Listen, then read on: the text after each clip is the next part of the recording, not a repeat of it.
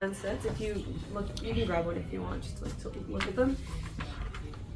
They have these little lines on the side, like a long one and a really short one and then a medium one. Whenever we're poking an adult, we're going to twist this so that it's on the longest setting. We'd use the medium or the small one for like children or infants, or like if you've got an elderly person or something. But for the most part, you're going to twist it to the longest one. When we're ready to use this, we're going to twist and pull on this like long strap here. Not strap, long piece here.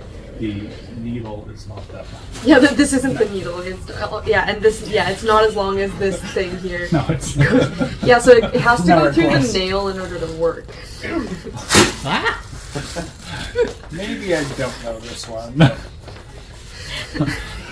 Didn't even shake that. You nailed it. The video Real is, professional here. Yeah. You couldn't tell from the tripod. And then these are the testing strips. So this one side's got something that looks like a chip. And then the other side's got this little yellow line. The yellow line is the part that's going to be collecting the blood sample. Okay. The chip-looking thing goes into the computer-looking thing. The yellow part gonna get the blood? Yeah, yellow part's going to get the blood. And so we want it facing, so we're going to put it in like this, so the wires are facing up, obviously. And then obviously we've got our band-aids. So first thing you're going to do is wipe down the patient's finger. Which finger would you like me to poke? That's the one? Okay. No, it's on the left hand. Okay. Grab your wipe. And you're just going to wipe away from, so like towards you. And you're going to wipe until your wipe comes away clean. So if you're wiping and it's still coming back dirty, you might have to grab another wipe. And sometimes that takes a few goes at it, but we want to make sure it's completely clean before we use it. Really important we make sure we let this dry completely before we try and take our sample, because then it can affect the reading. So take your time.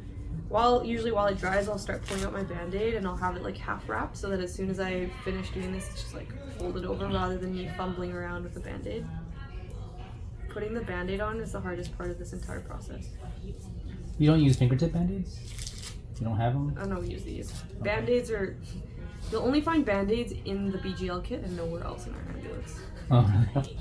Yeah, no, it's like no one who does this kind of stuff ever uses band-aid for anything. When you're putting the band-aid on, don't put your glove on the sticky part because it's game over. Okay? Game over. That's it. It's done. So I'll usually just kind of get it half wrapped. Oh, look at you, man. You really go for it. So that as soon as I finish, I can just like, and it's just patient comfort, right? Instead of them bleeding their finger and you're like, hold on, oh no, it's stuck to my glove. It's chaos. So it's probably dry now. I've got it on the longest setting. I'm gonna twist and pull, so that's gone. That's it. If I like to put this in right before I take my sample, whereas if you put it in way at the beginning, it's gonna time out. Like the screen will turn off, and then you have to like rejig the whole thing. So like once everything's set up, you're ready to go, then you can put your strip in. Sometimes it'll say number, which is like making sure the strip matches. It looks like this when it's ready to take a drop of blood. Okay. It's like telling you to put the drop on the strip. Yeah.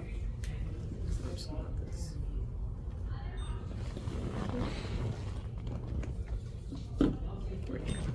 Okay. Count down for your patients so they aren't surprised by your poke. You good? Yeah. Okay, on 3. 1, 2, 3. You're gonna have to squish the finger a little bit just to get enough blood. Sometimes you might have to kind of do one of these to milk it, as we were talking about before. This goes directly perpendicular to the sample. Fill it up with blood.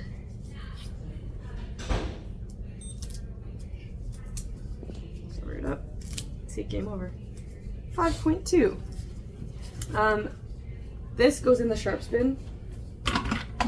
Everything else is garbage, so what you can do is put all of the garbage in your hands, and then take your gloves off and make a little pouch. So I'm gonna open up this thing.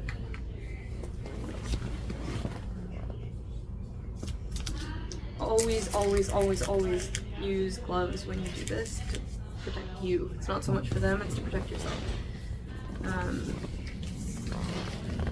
The rest of this is garbage, it doesn't go in there. Yep. Pretty good? Yep. Great. Nice. There are times where your patient might not, like, you poke them and you don't get enough blood. You might have to poke them again, Yeah. which sucks. You're gonna try your best. You're gonna try and like really milk it, push it, squish it. But sometimes just, if people are diabetic and they have to do this often to themselves, they'll tell you, please use this finger because this is the good one. Yeah. I've had that before. But in terms of location on the finger, if you kind of go sort of towards the sides, it often isn't quite as painful. If you go right in the middle, sometimes it can be kind of. Are you Yeah. gonna use another sharp?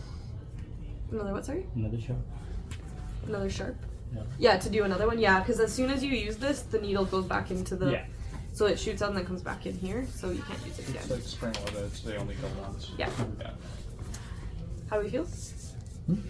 Nice. You'll be doing it on each other. If you don't want to do this, that's totally fine. Just let me know and someone can poke me.